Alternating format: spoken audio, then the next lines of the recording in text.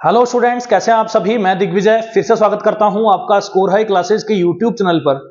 आज हम class 10 physics में magnetic effect of electric current का कंटिन्यू में और लास्ट पार्ट आप लोगों के लिए लेकर के आ गए हैं, जिसमें आज हम बात करेंगे magnetic force due to external magnetic field. हम एक करंट कैरिंग वायर को एक्सटर्नल मैग्नेटिक फील्ड में रख देंगे। हम यहां पे फोर्स किस पे कैलकुलेट करने जा रहे हैं? करंट कैरिंग वायर पे। और यहां से फोर्स जो होगा वो किस वजह से लगेगा? वो वजह है यहां से एक्सटर्नल मैग्नेटिक फील्ड। मतलब हम अगर किसी करंट कैरिंग वायर को किसी एक्सटर्नल मैग्नेटिक फील्ड में रख देंगे तो उस पर एक फोर्स लगेगा और उसे क्या कहते हैं हम? Magnetic force. तो आज ये बच्चों बात करते हैं magnetic force on current carrying wire.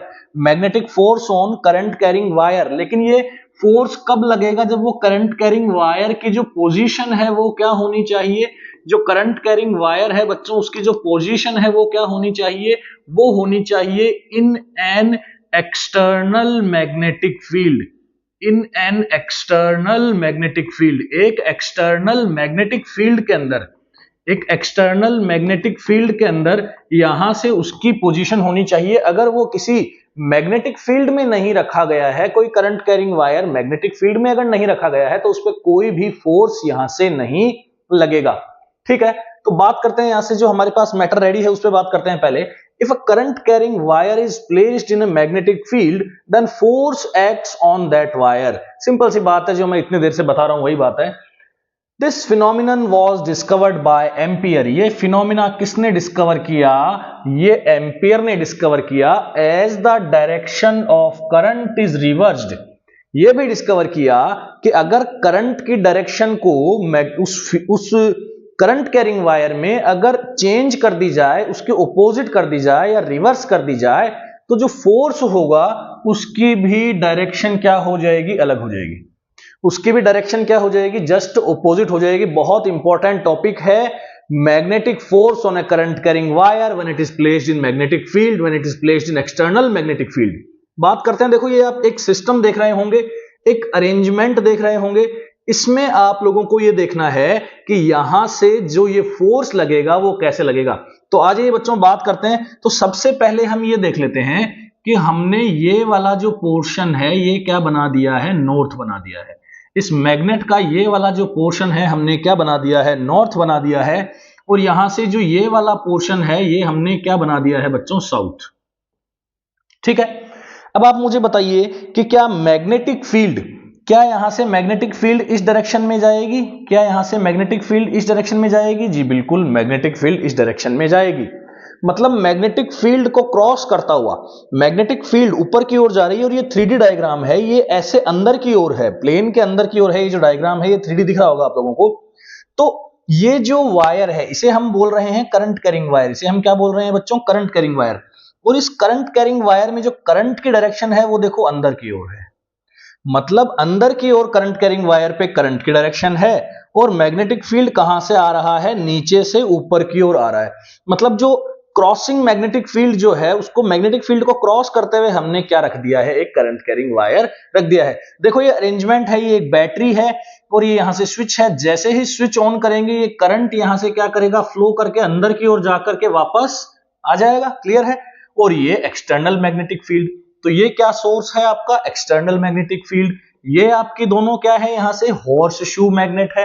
ये क्या है? यहां से हॉर्स शू मैग्नेट। क्लियर? तो अब हम यहां से बच्चों बात करते हैं कि हमें ये पता लगाना है। हमें ये पता चल चुका है कि भैया फोर्स तो लगता है, ठीक है, लेकिन हमें ये नहीं पूछेगा कि फोर्स लगता है या नहीं लगता है। तो बड़ा आसान सवाल हो जाएगा कि हाँ भाई, मैग्नेटिक फील्ड के अंदर रखोगे करंट कैरिंग वायर को तो फोर्स तो लगेगा। लेकिन वो हमसे पूछता है कि भैया इस फोर्स की डायरेक्शन क्या होगी। वो हमसे बोलता है कि भैया इस फोर्स की डायरेक्शन क्या होगी। तो इस फोर्स की डायरेक्शन को निकालने के लिए, इस फोर्स की डायरेक्शन को निकालने के लिए हम लोग यहां से बच्चों अप्लाई करते हैं फ्लेमिंग का लेफ्ट हैंड रूल। क्या अप्लाई करते हैं? फ्लेमिंग का लेफ्ट हैंड रूल। तो फ्लेमिंग का लेफ्ट हैंड रूल हमें क्या देगा? फ्लेमिंग का लेफ्ट हैंड रूल हमें देगा कि फोर्स किस डायरेक्शन में लगेगा। मतलब क्या देने वाला है? Direction of force. क्या देने वाला है बच्चों? Direction of force. मतलब फोर्स किस डायरेक्शन में करंट कैरिंग वायर के ऊपर लगेगा। एक सिंपल सी बात है, ठीक है। अरेंजमेंट समझ में आ गया आपको। ये एक्सटर्नल मैग्नेटिक फील्ड है यहां से, और ये एक्सटर्नल मैग्नेटिक फील्ड नीचे से ऊपर की ओर जा रही है। ये करंट कैरिंग वायर कैसा है, अंदर की ओर। आपको ये ऐसा दिख रहा है, ऐसा नहीं है। ये कैसा है, ऐसा है। थोड़ा टिल्टेड मान सकते हैं, या फिर इसको पूरा ऐसे अंदर की ओर माने। देखो, टिल्टेड नहीं मानेंगे हम, इसे पूरा अंदर की ओर ही मानेंगे, क्योंकि हमें यहां से बहुत सारी चीजें करनी है। इसलिए हम इस अरेंजमेंट को ऐसा ही मान रहे हैं कि ये पूरा परपेंडिकुलर है और फील्ड लाइन ऐसे यहां से क्रॉस इसके अंदर से कर रही है, ठीक है। अब फ्लेमिंग का लेफ्ट हैंड रूल कहता क्या है? सबसे पहले फ्लेमिंग का लेफ्ट हैंड रूल समझें, तभी हमें पता चलेगा कि मैग्नेटिक फोर्स जो लग रहा है करंट कैरिंग वायर पे, उसकी डायरेक्शन क्या है, ठीक है। तो फ्लेमिंग का लेफ्ट हैंड रूल क्या कहता है, इसको समझते हैं। देखो, फ्लेमिंग का लेफ्ट हैंड रूल ये कहता है कि आपको अपनी लेफ्ट हैंड की फोर फिंगर को, मिडिल फिंगर को और थंब को कुछ इस प्रकार अरेंज करना है कि ये आपस में म्यूचुअली परपेंडिकुलर हो जाएं। तो आप लोगों को दिख रहा होगा, बिल्कुल आप लोगों को दिख रहा होगा कि मैंने लेफ्ट हैंड की, ध्यान से देखिए, लेफ्ट हैंड की मिडिल फिंगर, फोर फिंगर और यहां से थंब को म्यूचुअली परपेंडिकुलर सेट कर दिया है। ठीक है। अब म्यूचुअली परपेंडिकुलर सेट करने के बाद में आपको एक छोटी सी ट्रिक याद रखनी है, जिसको कहते हैं FBI। क्या कहते हैं? FBI, अमेरिका की खुफिया एजेंसी FBI। बस FBI याद रखिए। तो F होगा फोर्स, B होगा मैग्नेटिक फील्ड, I होगा यहां से करंट। आप लोग जानते हैं, अगर आपने 3 वीडियो लेक्चर्स देखे हैं मेरे, तो आप लोगों को यह कंफर्म हो गया होगा कि B का मतलब मैग्नेटिक फील्ड होता है, F का मतलब मैं आपको बता रहा हूं फोर्स है, और I का मतलब भी जानते हैं कि क्या होता है भैया, करंट होता है, ठीक है। तो आप लोगों को यहां से करना क्या है, फ्लेमिंग के लेफ्ट हैंड रूल के अकॉर्डिंग आपको सबसे पहले इन दोनों को अपने पास रखना है। इन दोनों को क्या करना है, अपने पास रखना है, ठीक है। सबसे पहले आप लगाइए एक्सटर्नल मैग्नेटिक फील्ड में अपने थंब को, सॉरी फोर फिंगर को। तो फोर फिंगर को आपने एक्सटर्नल मैग्नेटिक फील्ड में लगा लिया, क्योंकि आपको पता है कि एक्सटर्नल मैग्नेटिक फील्ड नॉर्थ से निकलता है, साउथ की ओर जाता है, तो ऊपर की ओर जा रहा है। तो आपने ऊपर की ओर यहां से मैग्नेटिक फील्ड की डायरेक्शन में अपनी फोर फिंगर को कर लिया है। अब देखो, आपने ये अंगुली को, मिडिल फिंगर को आपने यहां से ओपन किया, तो मिडिल फिंगर जब ओपन हो रहा है तो ये करंट के डायरेक्शन में होना चाहिए। मतलब ये तो मैग्नेटिक फील्ड की डायरेक्शन में आपने लगा दिया। क्या ये करंट की डायरेक्शन में है? जी बिल्कुल नहीं है। करंट की डायरेक्शन तो बाहर की ओर नहीं है, करंट की डायरेक्शन तो क्या है, अंदर की ओर। हाँ, इसके अंदर पोलैरिटी चेंज करके, इस करंट को बाहर की ओर भी ले सकते हैं, कोई दिक्कत नहीं है। लेकिन फिलहाल इस अरेंजमेंट में तो जो करंट है वो बाहर की ओर नहीं है, तो इस अरेंजमेंट में करंट कहां है, अंदर की ओर। तो इस अरेंजमेंट में जो करंट है भैया, वो कहां हो जाएगी, अंदर की ओर। आप देख पा रहे हैं यहां से, अब ये करंट की डायरेक्शन कहां हो चुकी है, अंदर की ओर हो चुकी है। मैग्नेटिक फील्ड अभी भी कहां है, ऊपर की ओर है। करंट की डायरेक्शन कहां हो चुकी है, अंदर की ओर हो चुकी है, ठीक है। अब आपको इस थंब को धीरे से खोल देना है, बस यही मत रोक देना ना, पूरा परपेंडिकुलर। तो आपको इस सेटअप से ये समझ में आ रहा है कि भैया फोर्स किधर लगेगा, इस डायरेक्शन में लगेगा। तो आप ये कह सकते हो कि भैया ये जो फोर्स है वो इस डायरेक्शन में लगेगा। यही आपका लेफ्ट हैंड रूल है फ्लेमिंग का, फोर्स की डायरेक्शन पता करने के लिए। अच्छा, कई बच्चों के दिमाग में होता है कि सर फोर्स की डायरेक्शन ही पता करना जरूरी है क्या? क्या फोर्स का मैग्नीट्यूड भी कोई मायने रखता है? जी बिल्कुल, फोर्स का मैग्नीट्यूड भी मायने रखता है, और वही फोर्स आपका बनता है IBL। क्या बनता है बच्चों?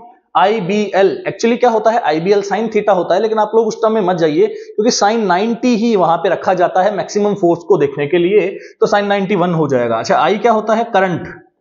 I क्या है भैया, करंट है। तो करंट ज्यादा होगी तो क्या फोर्स ज्यादा होगा? जी बिल्कुल, करंट ज्यादा होगी तो क्या होगा, यहां से फोर्स ज्यादा। तो करंट ज्यादा तो फोर्स ज्यादा। अच्छा, दूसरा फैक्टर क्या बनता है? देखो, दूसरा फैक्टर बनता है आपका मैग्नेटिक फील्ड। तो मैग्नेटिक फील्ड भी डायरेक्टली प्रोपोर्शनल ही होगा।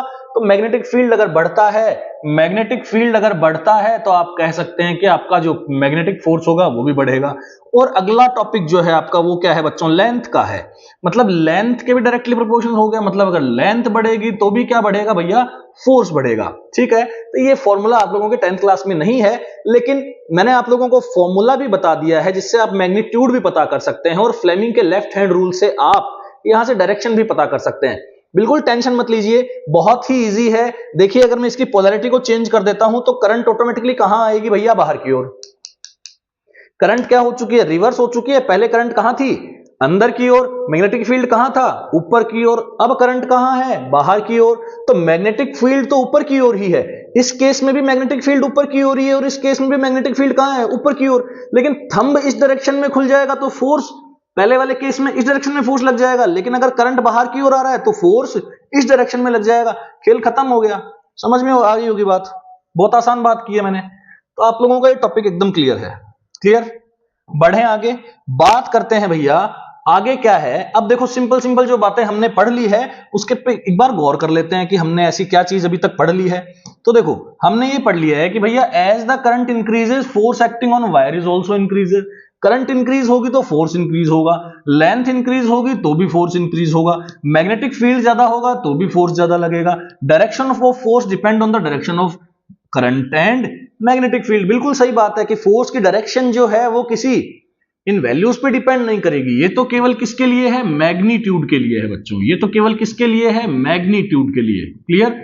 और ये जो टॉपिक है वो किसके लिए दिया गया है, ये जो लाइन लिखी गई है किसके लिए लिखी गई है, डायरेक्शन के लिए। तो डायरेक्शन किस पे डिपेंड करेगी, फ्लेमिंग के लेफ्ट हैंड रूल से डायरेक्शन पता लगाई जा सकती है, और डिपेंड किस पे करेगी, करंट की डायरेक्शन पे और मैग्नेटिक फील्ड की डायरेक्शन पे। अभी मैंने आपके सामने करंट की डायरेक्शन को रिवर्स किया तो फोर्स इधर के बजाय इधर लगने लग गया। क्लियर। देखो ये एक 3D डायग्राम है, इससे भी आप लोग आसानी से इसको समझ सकते हैं। इस 3D डायग्राम से भी आप आसानी से इसको समझ सकते हैं। और नेक्स्ट आपका फ्लेमिंग्स लेफ्ट हैंड रूल ही आएगा, वो मैं आप लोगों को पढ़ा चुका हूं। फिर भी मैं आपको प्रॉपर डायग्राम जो होगा उसका 3D एनिमेशन डायग्राम्स मैं आपको दिखाते चलूंगा, जिससे आपको कम से कम सीखने के साथ साथ समझ में भी आए, विजुअलाइजेशन पावर आपकी थोड़ी बढ़ने लगेगी। तो देखिए क्या इस डायरेक्शन में मैग्नेटिक फील्ड है, जी बिल्कुल। तो इस डायरेक्शन के अंदर क्या है, यहां से मैग्नेटिक फील्ड है। क्लियर। इस डायरेक्शन में क्या है आपका, यहां से मैग्नेटिक फील्ड है। देखिए थोड़ा देखें इस क्वेश्चन को, है ना, ये देखो इस टॉपिक को देखते हैं। तो देखो मैग्नेटिक फील्ड इस डायरेक्शन में आ रहा है, जी बिल्कुल मैग्नेटिक फील्ड इस डायरेक्शन में आ रहा है, तो लगा दिया इधर मैग्नेटिक फील्ड। क्लियर। अच्छा करंट क्या कर रहा है, अब देखो पॉजिटिव चार्ज कहां जा रहा है, आगे जा रहा है ड्रिफ्ट वेलोसिटी से। तो पॉजिटिव चार्ज आगे जा रहा है तो उधर जिधर पॉजिटिव चार्ज जाता है उधर ही करंट होती है। ठीक है। तो करंट फिर से कहां जा रही है, अंदर की ओर जा रही है। मैग्नेटिक फील्ड किधर आ रहा है, इधर आ रहा है। तो हमसे पूछ रहे हैं भैया फोर्स, देखो बता रखा है फोर्स कहां लगेगा, ऊपर लगेगा। लेकिन हम भी हमारी तसल्ली कर लेते हैं, फ्लेमिंग का left hand rule right hand से मत लगा देना। फ्लेमिंग के लेफ्ट हैंड रूल को कहीं बात करते करते राइट हैंड से लगा दो और फोर्स की डायरेक्शन कुछ और ही आ जाए, ऐसा नहीं है। आपको लेफ्ट हैंड रूल है तो भैया लेफ्ट हैंड ही यूज करना पड़ेगा, और लेफ्ट हैंड की भी केवल ये 3 ही फिंगर यूज करनी है, बाकी सारी फिंगर्स को यूज नहीं करना है। क्लियर है।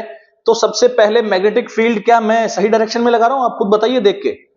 नॉर्थ से साउथ ही तो है मैग्नेटिक फील्ड, तो मैंने नॉर्थ से साउथ ही मैग्नेटिक फील्ड की तरफ अपनी फिंगर को अलाइन कर दिया है, towards the north to south. Clear है, नॉर्थ से साउथ हो चुका है।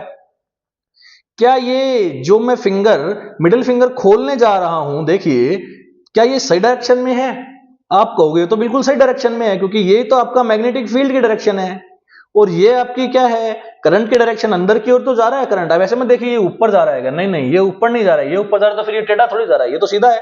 तो ये फिर अंदर है, 3D है भैया, 3D है ना, ऐसे अंदर है। तो ये अंदर की तरफ है। अभी अंदर की तरफ है तो आप देखेंगे कि अगर इसे जैसे ही आपने थंब ओपन किया, जैसे ही आपने थंब देखा भैया, थंब कहां चला गया, ऊपर की ओर। तो यहां से आप देख रहे हैं फोर्स कहां है, ऊपर की ओर। बस यही मतलब है आज का जो मेन टॉपिक है आपका, इसी पे बेस्ड है फ्लेमिंग का लेफ्ट हैंड रूल। फ्लेमिंग का लेफ्ट हैंड रूल करता क्या है बच्चों, फोर्स की डायरेक्शन बताता है। किस पे, मैग्नेटिक फील्ड के अंदर अगर किसी करंट कैरिंग वायर को रख दिया जाए उस पे। ठीक। नेक्स्ट बात करते हैं यहां से फ्लेमिंग के लेफ्ट हैंड रूल का विजुअलाइजेशन देख लेते हैं थोड़ा सा, तो अच्छे से आपको वो भी समझ में आ जाएगा। ये लो भैया फ्लेमिंग का लेफ्ट हैंड रूल, ये इतनी देर से मैं जो आपको समझा रहा हूं ये वही सब है। देखो भैया ये मैग्नेटिक फील्ड की डायरेक्शन में मैंने पहले फिंगर को, आप लोग बच्चे क्या करते हो कई बार इन तीनों को एक साथ खोल के फिर परेशान होते हो कि मैं किधर सेट करूं, किधर देखूं। अरे नहीं भाई, तीनों को एक साथ काय को खोलते हो, पहले तीनों को ओपन मत करो, पहले एक मिडिल ये जो अपनी 4 फिंगर है ना इसको ले सबसे पहले, क्योंकि ये आसानी से खुलती है, ये भी कोई आसानी से नहीं खुलेगी, ये ज्यादा आसानी से खुलेगी। ठीक है। तो इसको लगाओ पहले मैग्नेटिक फील्ड में। अब करंट को खोलो, करंट दिख रही है, सही खुल गई तो करंट सही खुल गई है, तो सही खुल गई है, देखो सही है बिल्कुल। नहीं होती तो ऐसे करते। अब आपके दिमाग में आएगा सर करंट अभी पीछे होती तो, अरे पीछे होती तो ऐसे करते, ऊपर होती तो ऐसे करते, सामने आपकी तरफ होती तो ऐसे कर देते। क्लियर है, हो गए इन चारों दिशाओं में। आपके कोर्स में इतना ही है, परपेंडिकुलर रहना है इनको। ठीक है। तो फोर्स कहां लग गया, ऊपर की ओर लग गया। अब देखो कुछ क्वेश्चंस भी है मेरे पास, कुछ 5-6 क्वेश्चंस भी है, वो भी आराम से अपन देख सकते हैं। तो एक काम करते हैं, पहले क्वेश्चन देखते हैं ताकि आप लोगों को ज्यादा अच्छे से क्लियर हो। ठीक है, तो क्वेश्चन देखते हैं, क्वेश्चन में क्या बोलता है। देखो क्वेश्चन में बोल रहा है कि एक तो देखो आपको दो चीजें समझनी है बच्चों, आपको दो चीजें समझनी है कि अगर क्रॉस है कहीं पे भी, चाहे वो करंट के लिए हो, चाहे मैग्नेटिक फील्ड के लिए हो, चाहे फोर्स के लिए हो, भाई तीन ही चीजें हैं यहां पे जिनकी डायरेक्शन की जरूरत पड़ रही है, मैग्नेटिक फील्ड, फोर्स और करंट। करंट वैसे वेक्टर क्वांटिटी नहीं है, लेकिन फिर भी डायरेक्शन की जरूरत करंट की पड़ती है। तो ये क्रॉस बना हुआ आ जाए ना, इसका मतलब समझ देना ये है भैया इनटू दी प्लेन। क्या है ये? Into the plane. क्रॉस बना हुआ आ जाए इसका मतलब समझ जाना ये कहां है? Into the plane. और अगर डॉट बना हुआ आ जाए, डॉट बना हुआ आ जाए तो इसका मतलब कोई भी चीज क्या आ रही है? बोर्ड में से बाहर आ रही है। वो करंट हो तो बोर्ड में से बाहर आ रही है, मैग्नेटिक फील्ड हो तो बोर्ड में से बाहर आ रहा है। क्लियर है? करंट है तो बोर्ड में से बाहर आ रही है, फोर्स है तो फोर्स भी बोर्ड में से बाहर आ रहा है, हर चीज बोर्ड में से बाहर आ रही है। इसमें बोर्ड के अंदर जा रही है और इसमें से प्लेन से बाहर आ रही है। तो ये आई का साइन भी हो सकता है, आई की डायरेक्शन भी हो सकती है, बी की डायरेक्शन भी हो सकती है और एफ की डायरेक्शन भी हो सकती है, क्योंकि तीनों डायरेक्शन का खेल है यहाँ पे। ठीक है, तो ये क्या हो जाएगा आपका? Out of the plane. Clear? अब आप लोगों को क्या आसान लगेंगे, बहुत सारे क्वेश्चन आपको आसान लगेंगे, क्योंकि आप लोगों के लिए अभी तक ये जो टॉपिक है, ये जो चैप्टर है, ये महाभारत बना हुआ था कि ये बड़ा समझ में नहीं आता, इसमें क्या चीजें हैं, कैसी है, न्यूमेरिकल तो है नहीं, तो थोड़ा थ्योरी था, थ्योरी में भी ये क्या डायरेक्शन का खेल चला दिया, ये समझ में नहीं आता छोटे बच्चों को। तो मैं बता देता हूं। तो सबसे पहले देखो भैया, मैग्नेटिक फील्ड कहां आ रहा है अपने को? सब जगह क्या बतानी है? फोर्स बतानी है। क्या बतानी है? Determine the direction of force.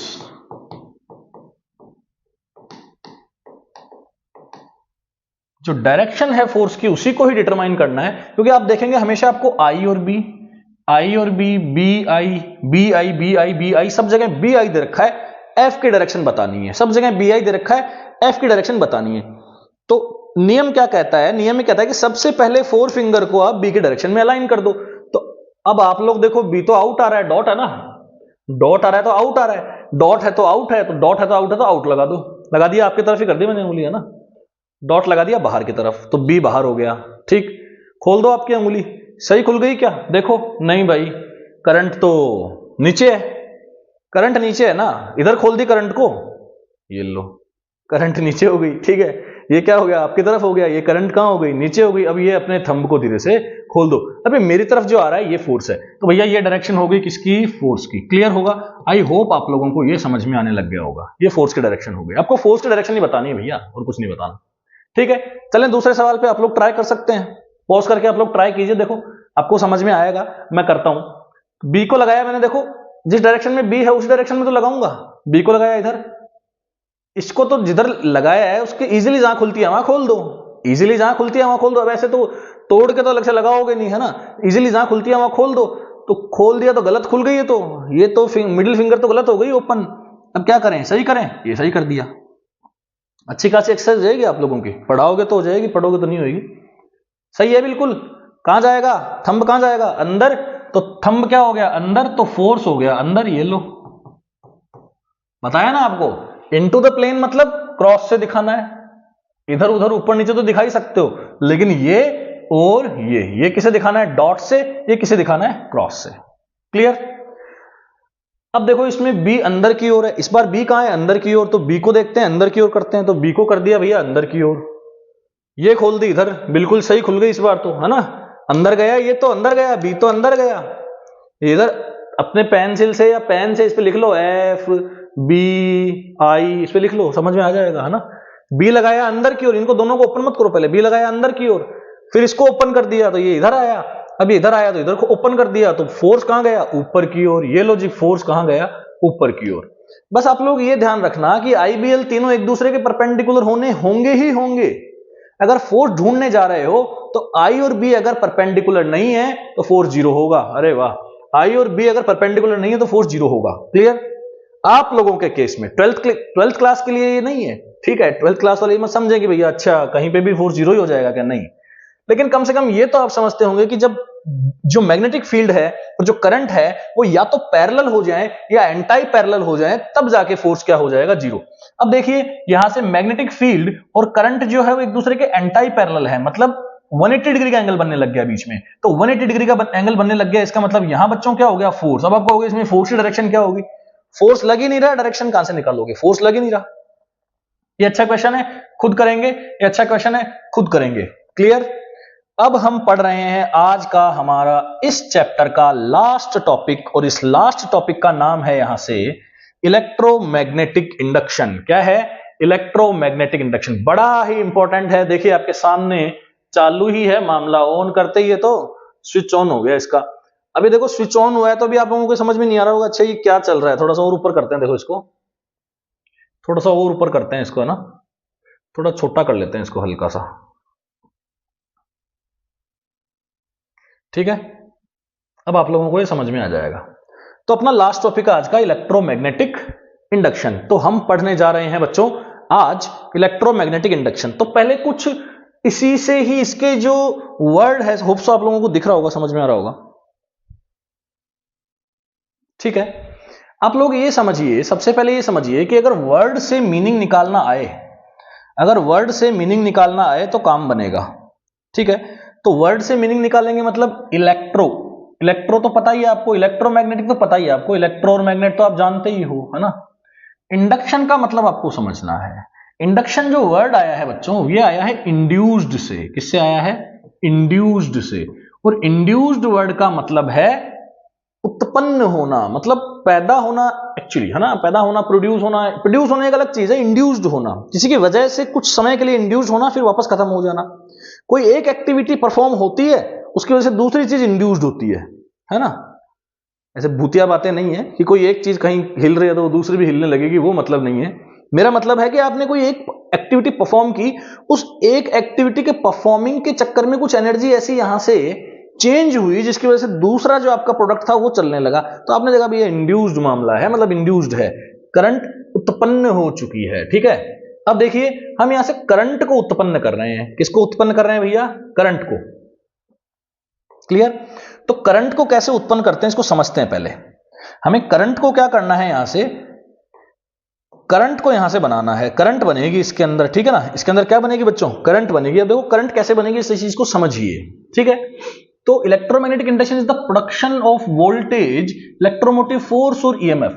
मतलब करंट बनेगी का मतलब यह है कि पहले ईएमएफ बनेगा देन करंट बनेगी, क्योंकि ओम्स लॉ क्या कहता है कि current is directly proportional to applied across the voltage. जितना वोल्टेज आपने लगाया है उतना आपकी करंट यहां से बनेगी। तो इसे इंड्यूस्ड करंट या इंड्यूस्ड वोल्टेज कहा जाएगा। पहले वोल्टेज पैदा होगा, उसके बाद वो वोल्टेज से बैटरी बनेगी, बैटरी से क्या निकलेगी, करंट, ठीक है। Across an electrical conductor in a changing magnetic field. अगर आप किसी कंडक्टर के अक्रॉस, अगर आप किसी कंडक्टर के, आप देखो यहां से कंडक्टर के अक्रॉस मैंने यहां से कोई बैटरी नहीं लगाई है बच्चों, ये क्या है आपका गैल्वेनोमीटर है। क्या है ये बच्चों, गैल्वेनोमीटर। ये कोई बैटरी नहीं है। आप ये मत देखो कि इसमें बैटरी लगा करके करंट दी जा रही है, क्या नहीं भाई, इसमें बैटरी लगा करके करंट नहीं दी जा रही है, इसको हम करंट नहीं दे रहे हैं। ये सोलेनॉइड की शेप का दिख रहा होगा, लेकिन हम लोग इसे करंट नहीं दे रहे हैं, हम लोग तो करंट इसमें पैदा कर रहे हैं। हम लोग तो इसमें क्या कर रहे हैं, करंट को पैदा होते हुए देख रहे हैं। अब गैल्वेनोमीटर क्या होता है, इसकी सेंसिटिविटी बहुत हाई होती है। ये छोटी सी भी करंट को क्या कर लेता है, सेंस कर लेता है, और अपनी नीडल का क्या देता है, डिफ्लेक्शन देता है। क्लियर है, बहुत छोटी करंट को भी सेंस करके नीडल का क्या देता है, डिफ्लेक्शन। उससे पता चल जाता है कि भैया हाँ सर्किट के अंदर कहीं ना कहीं क्या हुई है, करंट फ्लो हुई है। अब लेकिन सर्किट के अंदर करंट फ्लो कराने का काम किसका है, सर्किट के अंदर करंट फ्लो कराने का काम किसका है भैया, करंट फ्लो कराने का काम है मैग्नेट का। और मैग्नेट के पास क्या होती है, मैग्नेट के पास क्या होती है, मैग्नेटिक फील्ड लाइंस। क्या होती है बच्चों, मैग्नेट के पास मैग्नेटिक फील्ड लाइंस होती है। तो ये जो मैग्नेटिक फील्ड लाइंस हैं, ये जब चेंज होती है, आप लोग जानते हैं नॉर्थ पोल से मैग्नेटिक फील्ड लाइंस निकलती है। अब इसके मोशन के साथ क्या होता है, इसके मोशन के साथ क्या होता है कि मैग्नेटिक फील्ड लाइंस का नंबर, इसमें से जो मैग्नेटिक फील्ड लाइंस का नंबर आप देख रहे हैं अभी 4 मैग्नेटिक फील्ड लाइन पास कर रही है, 6 मैग्नेटिक फील्ड लाइन पास कर रही है, लेकिन ये तो नजदीक है तो 6 मैग्नेटिक फील्ड लाइन पास कर रही है ना। अगर ये रिलेटिवली इससे दूर चला जाएगा तो 6 की 6 मैग्नेटिक फील्ड लाइंस इस एरिया में से पास नहीं करेगी। आप लोगों को थोड़ा समझना होगा इसको, नेक्स्ट क्लास का टॉपिक है ही। तो ये अगर पीछे जाएगा तो magnetic field lines, number of जो मैग्नेटिक फील्ड लाइंस है वो कम इसमें से पास करेगा, और ये अगर इसके पास आएगा तो ज्यादा मैग्नेटिक फील्ड लाइंस पास करेगा। क्लियर है, दूर जाएगा तो कम करेगा, पास आएगा तो ज्यादा करेगा। मतलब अगर ये दूर पास होता रहा तो इसमें से पास करने वाला मैग्नेटिक फील्ड लाइंस का नंबर है वो चेंज होने लगेगा। बड़ा आसान है, अच्छा, जैसे ही इसमें से मैग्नेटिक फील्ड लाइंस का नंबर क्रॉस करने वाला, इसको मैग्नेटिक फ्लक्स बोलते हैं, मतलब मैग्नेटिक फ्लक्स जैसे ही चेंज होगा वैसे ही इसके अंदर क्या हो जाएगी, करंट प्रोड्यूस हो जाएगी। क्लियर है? मैग्नेटिक फील्ड जब चेंज होता है, मैग्नेटिक फील्ड लाइंस का नंबर किसी पर्टिकुलर क्रॉस सेक्शन एरिया से चेंज होता है तो करंट इंड्यूस्ड होती है, एक वोल्टेज इंड्यूस्ड होता है, और यही है हमारा आज का कॉन्सेप्ट। अब इसके वर्किंग मॉडल को देख लेते हैं कि ये वर्क कैसे करता है, और यहां पे एक फैराडे का लॉ भी समझेंगे, यहां पे एक फैराडे का बच्चों लॉ भी समझेंगे कि फैराडे का लॉ क्या कहना चाहता है। देखो, फैराडे का भी एक लॉ समझते हैं यहां से कि फैराडे का लॉ यहां से एक्चुअली बोलना क्या चाहता है। हम इलेक्ट्रोमैग्नेटिक इंडक्शन पढ़ रहे हैं, और इलेक्ट्रोमैग्नेटिक इंडक्शन में हम ये देखेंगे यहां से कि देखो कि जैसे ही यहां से ये मैग्नेट जो है रिलेटिवली नॉर्थ पोल के पास जा रहा है, तो हम समझ तो गए कि यहां से मैग्नेटिक फील्ड लाइंस को ज्यादा क्रॉस करेंगी, लेकिन फैराडे का लॉ ये बोलता है कि भैया अगर नॉर्थ पोल इसके पास आएगा तो ये इसको नॉर्थ पोल को रिपेल करने के लिए यहां पे कौन सा पोल बनाएगा, नॉर्थ पोल। क्लियर? क्योंकि इसके मैग्नेटिक फील्ड लाइंस भी तो निकल रही हैं यहां से, तो ये मैग्नेटिक फील्ड लाइन नजदीक आया और इसने क्या किया, इसके अंदर से क्रॉस होने वाली फील्ड लाइन को चेंज किया।